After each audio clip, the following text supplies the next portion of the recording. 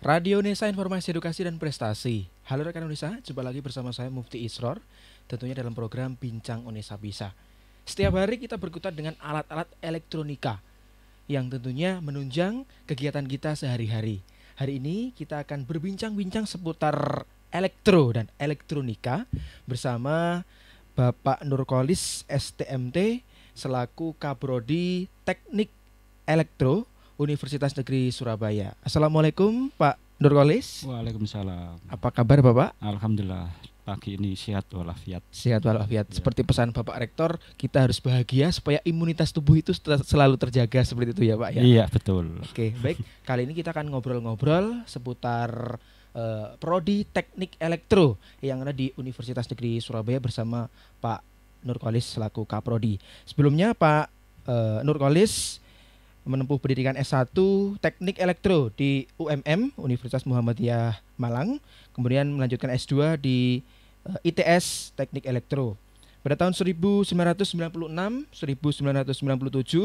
Pak Nurkolis bekerja atau mencari pengalaman di industri sampai 2007. Sampai 2 tahun ya, 96-97, kemudian sampai 2007 di perguruan tinggi swasta dan bergabung di Universitas Negeri Surabaya tahun 2008 ya. Kemudian menjabat Kaprodi Teknik Elektro pada tahun 2019 sampai saat ini ya Bapak ya. Betul. Baik, Teknik Elektro, Pak Nurkolis bisa diceritakan sejarah atau awal mula berdirinya Prodi Program Studi Teknik Elektro di Universitas Negeri Surabaya ini seperti apa Bapak? Ya, baik, terima kasih atas waktunya. Kami diberi kesempatan di tempat Radio Unesa ini dalam rangka untuk mengembangkan bagaimana profil prodi di Teknik Elektro.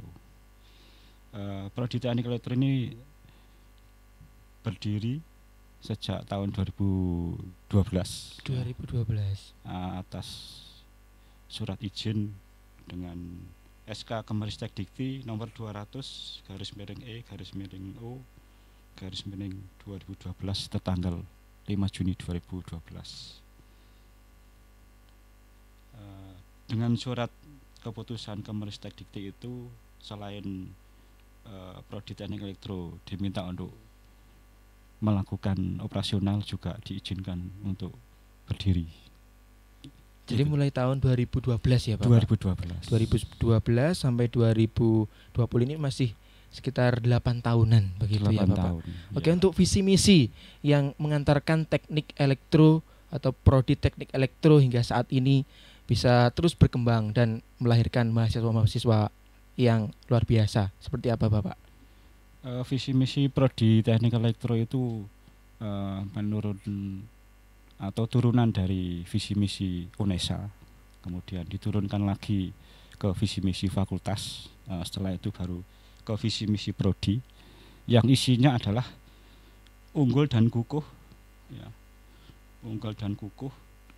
dalam visi dalam keilmuan bidang teknik elektro di tingkat nasional pada tahun 2025.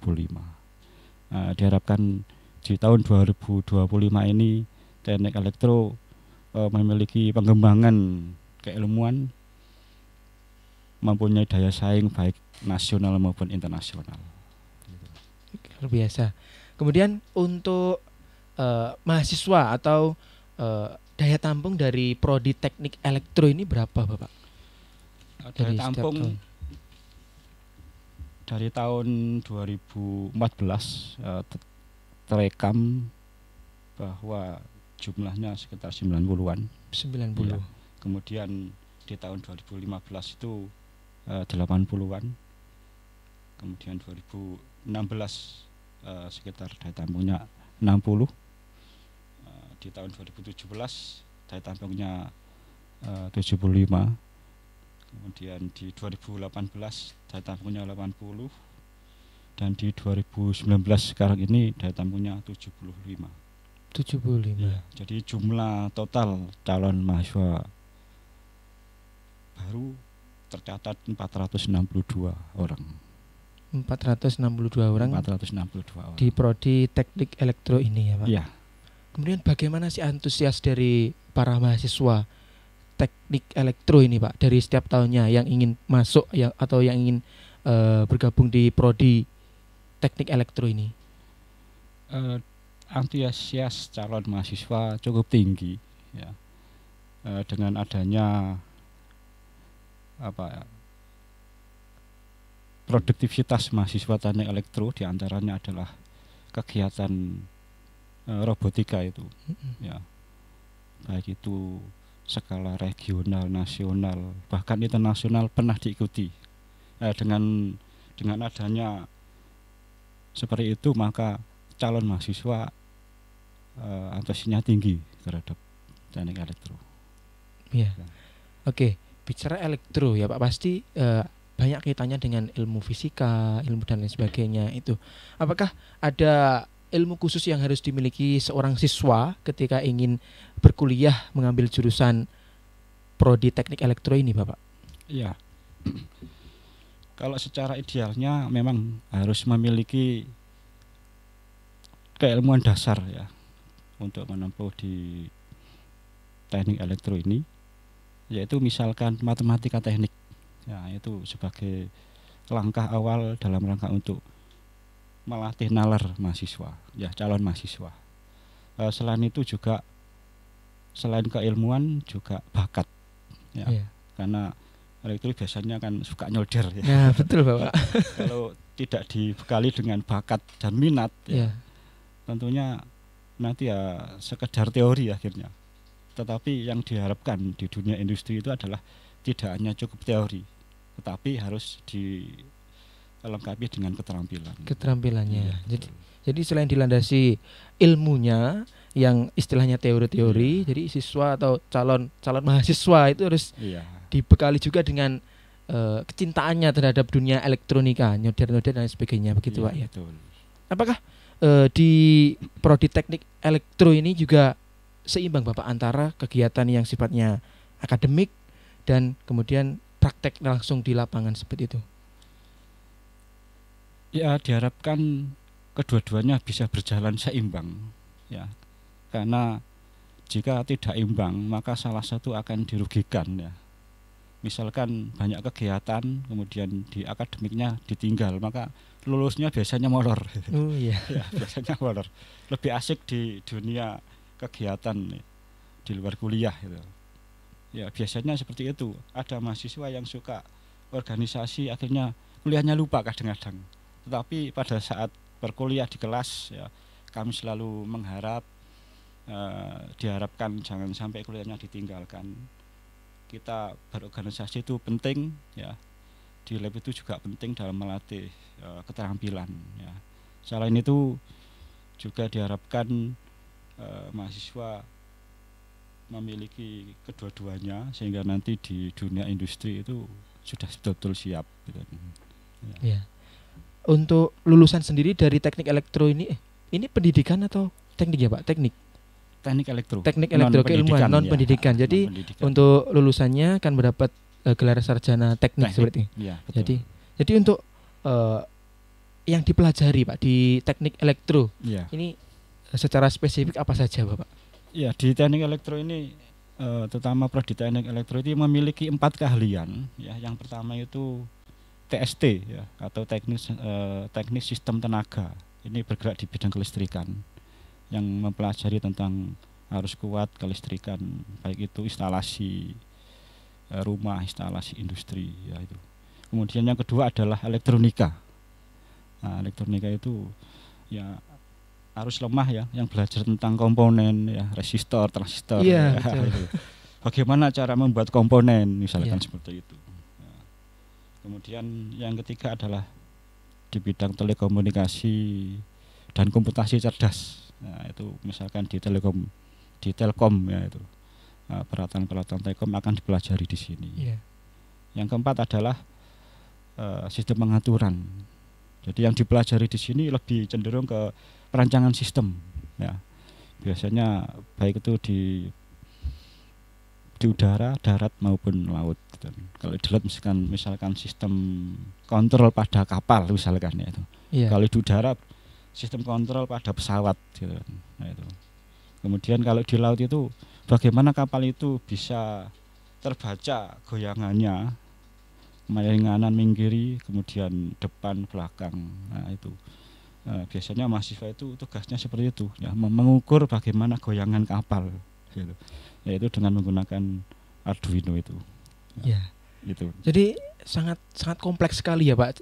Jadi tidak hanya seputar listrik dan listrik. Jadi teknik elektro ini juga mempelajari banyak hal di situ. Ya, Ada betul, ada empat hal tadi yang dipelajari ya, dan sudah dijelaskan oleh Pak Nurkolis.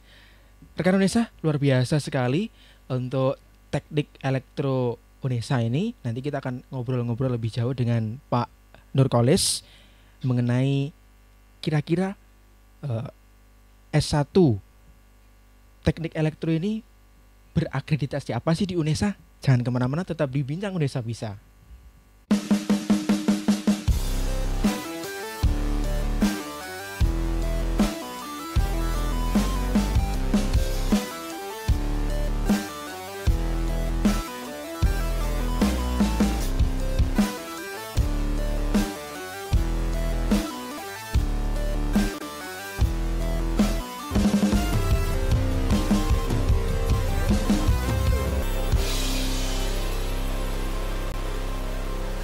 Radio Unesa.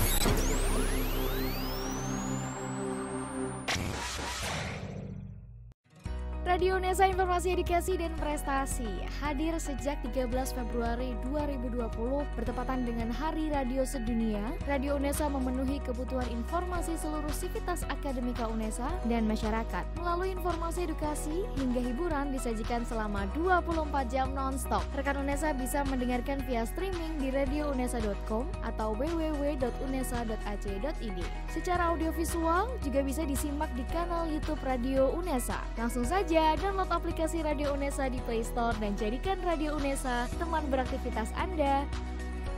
Inilah Radio Unesa, informasi edukasi dan prestasi.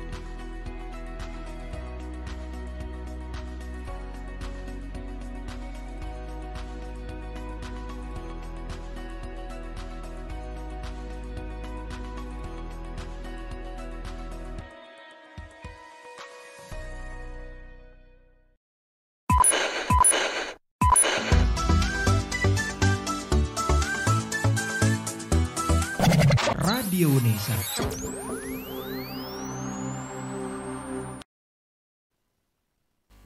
Radio Unesa, informasi edukasi dan prestasi.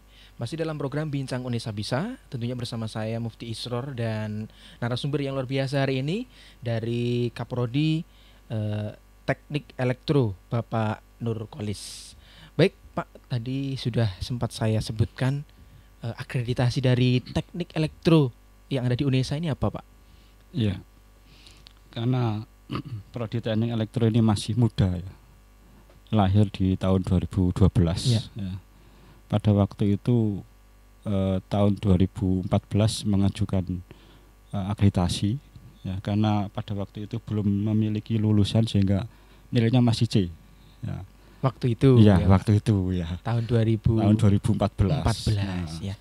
Di tahun 2019 itu sudah mengajukan dan alhamdulillah kemarin pada tanggal 17-18 sudah diakreditasi dan dengan dilengkapi data yang komplit ya, dilengkapi dengan SDM yang lumayan ya berkembang ya, bertambah.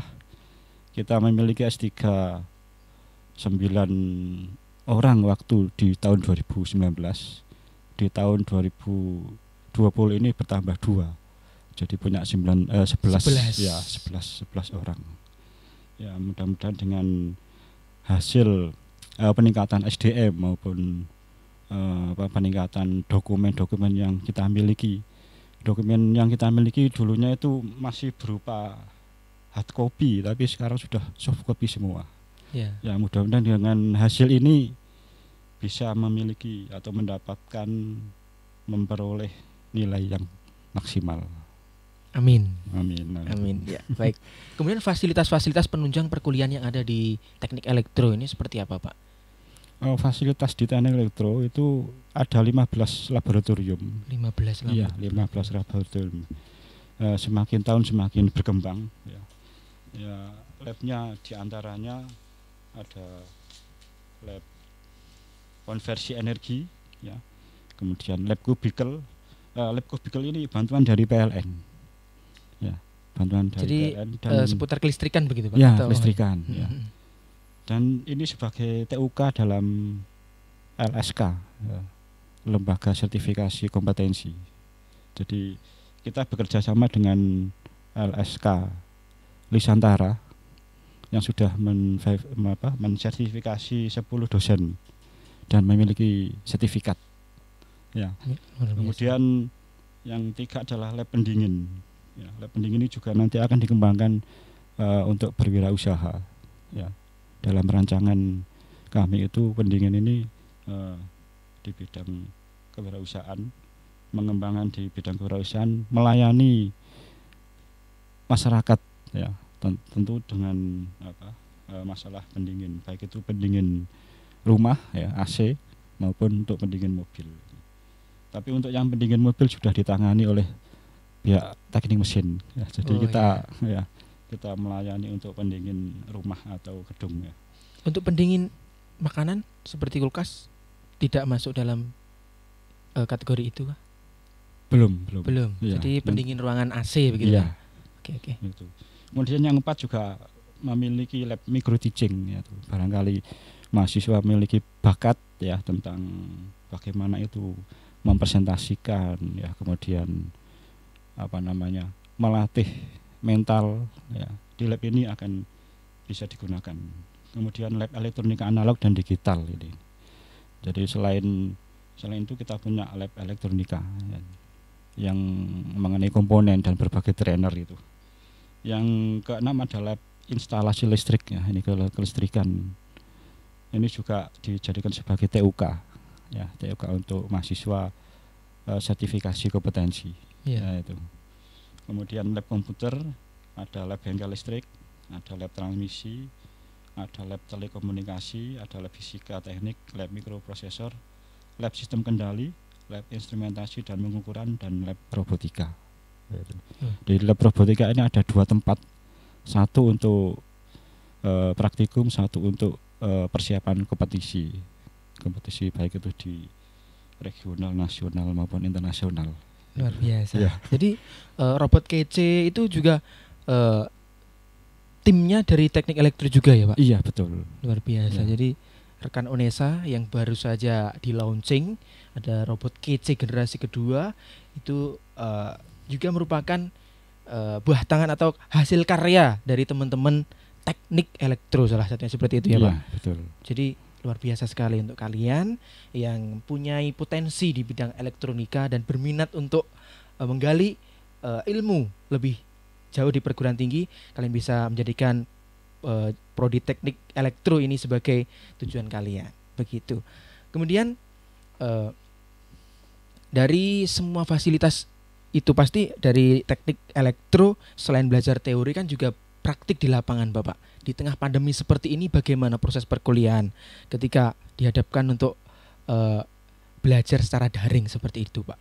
Iya. Setelah ada edaran dari rektor bahwa di musim pandemi ini kita harus melakukan pembelajaran daring, semua berjalan lancar, ya. Alhamdulillah. Jadi alhamdulillah. Ya. Dan semangatnya masih tinggi mahasiswa. Yaitu. Pada saat kuliah pernah saya tanya itu bagaimana untuk sinyal di rumah, ya. Nah, semuanya lancar. Nah, di sela-sela perkuliahan saya ajak guyon itu ya, supaya tidak Sepaneng. sepaneng. Iya, begitu Pak. Perkuliahan online ini. Supaya tidak sepaneng, di sela-sela kuliah saya guyoni gini. Ada cerita yang waktu belajar itu tidak ada sinyal, tetapi sinyalnya ada di tengah kuburan. Akhirnya belajarnya di tengah kuburan. Ya. Ini menjadi cerita tersendiri bagi Iya. mahasiswa saat menjalani perkuliahan online. Iya, ya, butuh penambahan imunitas tinggi, ya, walaupun dengan secara daring. Iya. Ya, itu. Kemudian cerita yang kedua saya berikan seperti ini. Di sela-sela kuliah itu ada salah satu siswa yang belajar daring karena di rumahnya sinyalnya tidak ada, mencari sinyal di atas gunung. Akhirnya kuliahnya di atas gunung. Demi mengikuti perkuliahan akhirnya naik Iya, gunung betul. gitu Pak, ya. Kemudian untuk prakteknya seperti apa Pak? Apakah di perkuliahan daring ini hanya teori saja yang diberikan? Apakah para mahasiswa juga diberi arahan untuk melakukan praktek sendiri di rumah atau seperti apa? Ya, pada musim pandemi ini cara mengatasi belajar secara daring, terutama untuk praktikum, ya tetap berjalan. Ya, kalau di elektro itu tidak ada masalah, ya bisa diganti dengan simulasi. Jadi panduannya yang digunakan itu adalah tetapi benda yang dibuat untuk bekerja itu adalah program simulasi. Jadi ada panduannya, mahasiswa membuat rangkaiannya sesuai di panduan, kemudian disimulasikan. Yaitu di simulasi itu ada terdiri dari komponen yang bisa dirangkai, terdiri dari alat-alat ukur, apakah itu voltmeter atau ampermeter atau mengukur sinyal menggunakan osiloskop. Nah itu. Ya tinggal mahasiswa memiliki komputer kan. Kalau beli osiloskop kan mahal itu ya. Iya, betul Bapak. Jadi cukup simulasi aja dan itu saya amati bisa berjalan lancar. Bisa berjalan. Ya. Jadi dari teknik elektro ini juga sudah mempersiapkan perkuliahan daring, walaupun ada praktikum tapi tetap bisa dilaksanakan walaupun di rumah saja seperti itu ya Bapak betul, ya. Iya. Jadi untuk rekan-rekan teknik elektro yang saat ini sedang menghadapi perkuliahan daring di rumah, ya harus tetap semangat walaupun prakteknya di rumah saja, tapi yang penting esensi dari keilmuan yang disampaikan itu bisa sampai ke rekan UNESA semuanya, terutama teman-teman teknik elektro ya. Baik, kemudian prestasi-prestasi Pak yang pernah diraih mungkin dari mahasiswa maupun Bapak Ibu dosen di teknik elektro, kira-kira apa saja Bapak? Ya, untuk prestasi bagi dosen sementara ini prestasinya adalah di bidang karya tulis ya. Yaitu Bapak Ibu dosen telah berkolaborasi dengan perguruan tinggi di luar negeri yang menghasilkan artikel ya yang dimuat di jurnal internasional. Itu dinamakan prestasi atau memang tugasnya ya karena menjalankan tugas sekaligus ya, meraih prestasi. Meraih prestasi. Itu, Pak. Ya. Kemudian untuk mahasiswa ini yang sudah sering diikuti adalah kompetisi lomba robot itu. Ya. Dari tahun 2016 sampai 2019. Bahkan di 2020 ini akan mengikuti lomba juga. Ya, tetapi secara daring gitu. Jadi selain tidaknya kuliah tetapi lomba juga daring gitu. Iya. Lomba daring, perkuliahan daring, semuanya daring. Semuanya daring. Iya. Ini siaran yang tidak daring, siaran langsung sini. Iya. Selain itu mungkin ada prestasi lain selain robotik, Bapak? Selama ini mereka prodi teknik elektro mahasiswanya masih menyukai di bidang robotik. Robotika. Iya, betul. Di situ banyak sekali ada robot beroda, ada robot berkaki ya, bermacam-macam. Nah, mereka lebih suka di robot itu. Robot. Jadi tapi di teknik elektro juga memberikan fasilitas, ada lab robotika juga. Ada. Jadi teman-teman itu bisa berkembang di sana begitu ya Pak. Jadi yang minat dengan robot bisa berkembang di sana, bisa berprestasi di sana. Seperti itu. Baik, menghadapi Merdeka Belajar, seperti apa teknik elektro dalam menyambut atau menghadapi Merdeka Belajar ini Pak? Iya. Di teknik elektro ini barusan kami mengirim 10 mahasiswa dalam rangka untuk magang di Jepang ya, yang bekerja sama dengan PT Sony Jepang itu. Di sana diikuti selama 1 semester ya, 6 bulan. Kemudian 2019, kemudian di 2020 sudah pulang ya. Alhamdulillah semuanya sehat ya. Alhamdulillah. Ya. Kebetulan waktu berangkat itu lagi musim-musimnya awal-awal musim pandemi, ya, Pak. Jadi kami kepikiran, waduh, bisa pulang enggak ini mereka? Iya. Berapa lama mereka di Jepang, Pak? 6 bulan. 6 bulan. Satu semester ya, iya. Pak. Jadi mereka harus cuti kuliahnya. Harus cuti karena tidak bisa mengikuti perkuliahan. Iya. Ya. Nah, kemudian sepulangnya mereka memberikan atau mengerjakan laporan dalam rangka untuk pembuktian ya apa yang dilakukan di Jepang itu. Dan dari prodi sesuai dengan kurikulum Merdeka dan kampus Merdeka Belajar itu 20 SKS diakui. Ya. Ada 20 SKS mata kuliah diakui sebagai konversi dari magang gitu. 10 mahasiswa yang 10 mahasiswa dikirim ke Jepang iya, gitu ya, betul. Pak. Kalau boleh tahu mahasiswa yang mengikuti program magang ke Jepang itu mahasiswa semester berapa, Pak? Mahasiswa angkatan 2017. 2017 iya. Berangkat ke Jepang tahun 2019. 2019. Iya. Berarti di semester 6 atau 7 ya, Pak? Iya, semester 6. 6 ya. Semester 6. Semester 6 Mengikuti program magang di Jepang. Iya. Apakah di tahun-tahun berikutnya juga seperti itu atau hanya di tahun 2019 itu saja kah? Kami memberangkatkan mahasiswa magang itu setelah ada aturan dari kementerian itu ya. Tapi sebelumnya belum ada edaran sehingga yang dilakukan ya seperti praktek industri ya, yang dilakukan di industri itu selama 1 bulan. Istilahnya PKL gitu ya, praktek kerja lapangan seperti itu ya. Iya. Baik. Berarti untuk tahun-tahun berikutnya berarti akan ada mahasiswa-mahasiswa lagi yang diberangkatkan ke luar negeri. Ya, betul. Setelah pulangnya ada 10 mahasiswa itu dari Jepang memberitahu bahwa mereka dari Petosoni menerima dengan lapang terbuka untuk mahasiswa elektro magang di Jepang. Nah, karena musim pandemi akhirnya ditunda dulu. Iya, betul. Baik. Luar biasa sekali.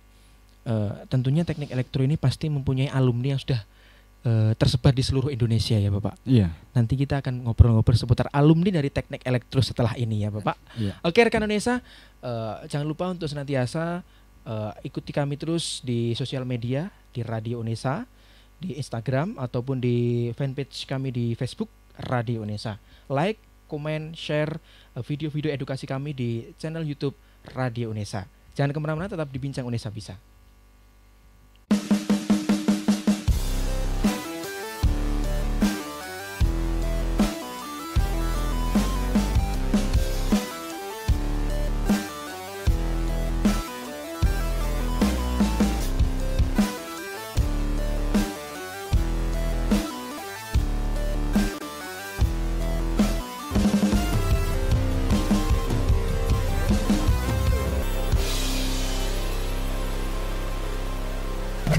Radio Unesa.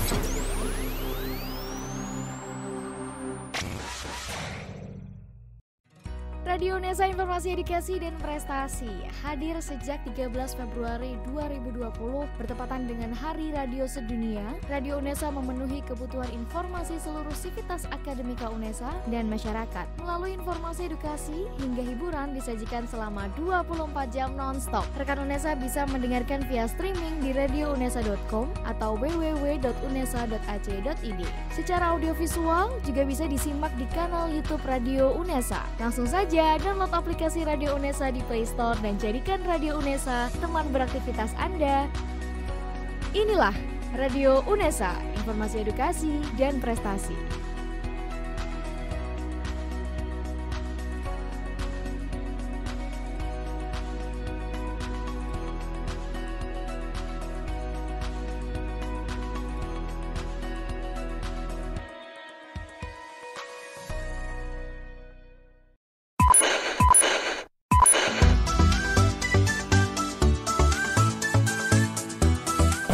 Radio Unesa.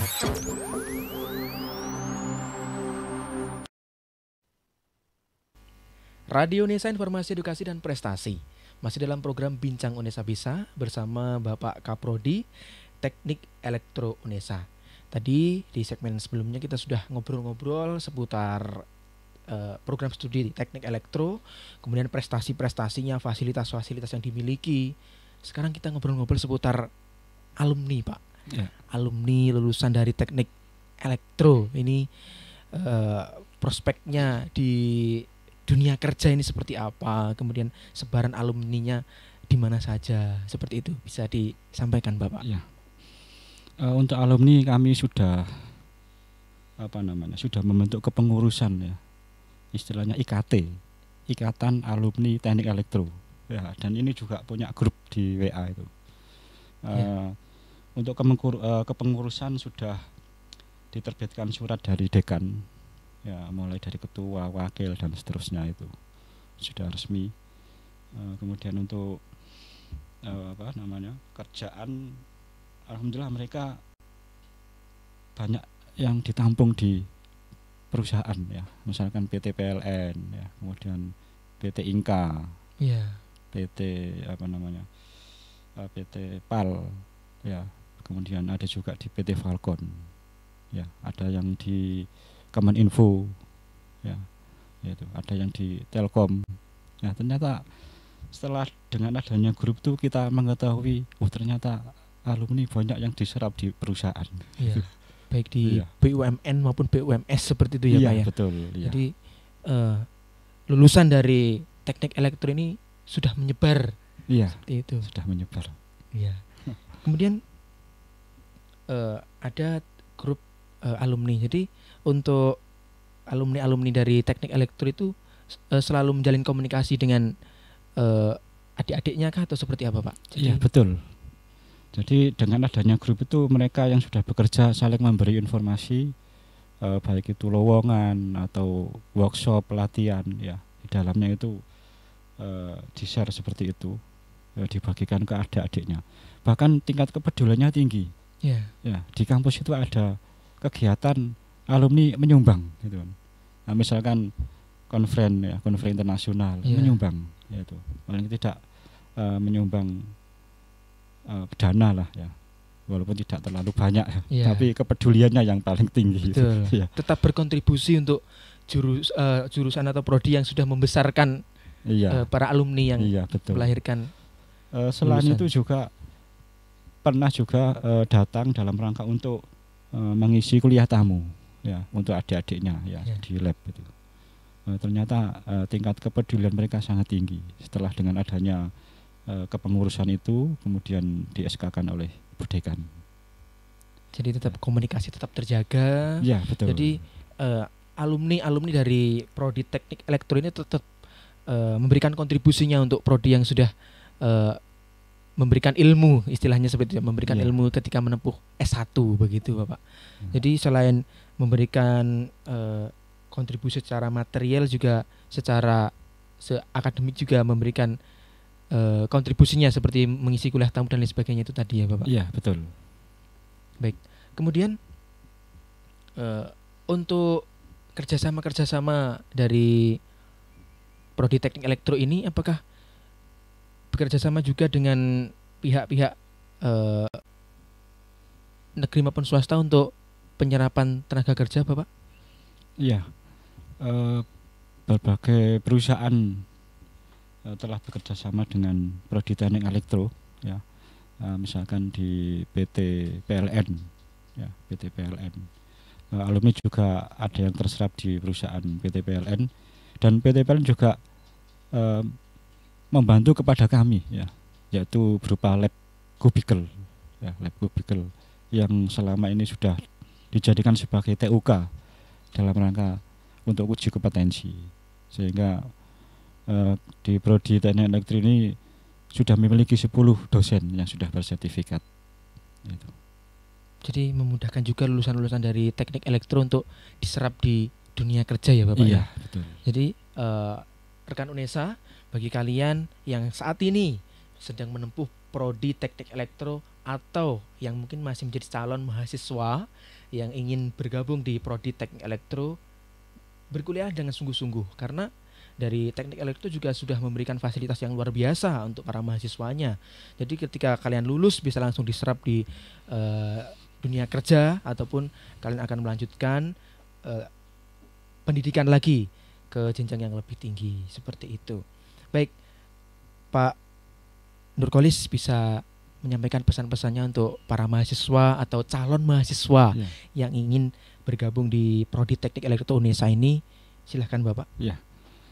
Tadi ada yang belum saya sampaikan ya, bahwa mahasiswa pada saat melakukan perkuliahan dan di ujung kelulusan mereka memiliki sertifikat ya, yaitu sertifikat LSP, lembaga sertifikasi potensi ya, atau LSK kompetensi, yaitu P1.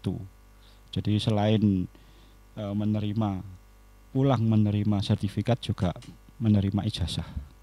Jadi 2 ya Bapak? Iya, 2. Sertifikatnya itu nanti kegunaannya untuk apa Pak? Kalau di dunia kerja itu sertifikat yang diminta. Jadi tidak hanya ijazah, tetapi yang ditanyakan selain ijazah adalah sertifikat kompetensi. Sertifikat kompetensi.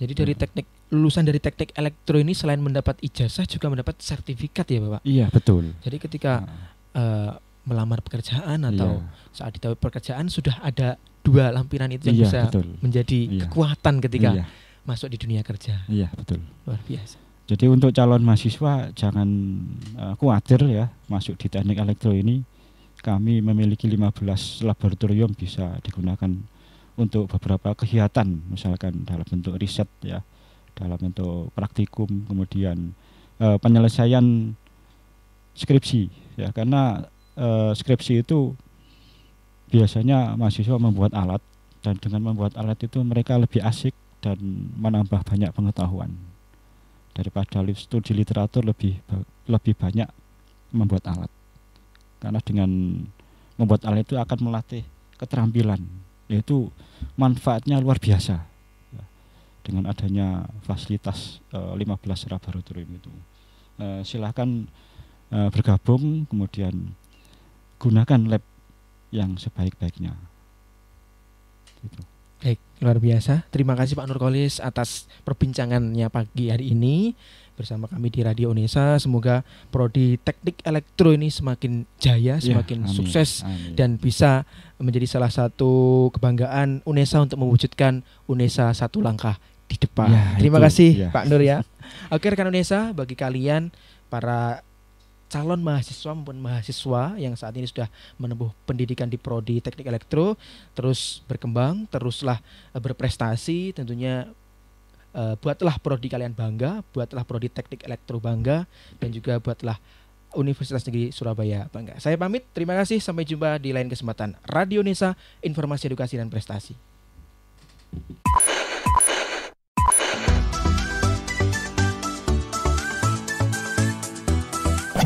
Radio Unesa.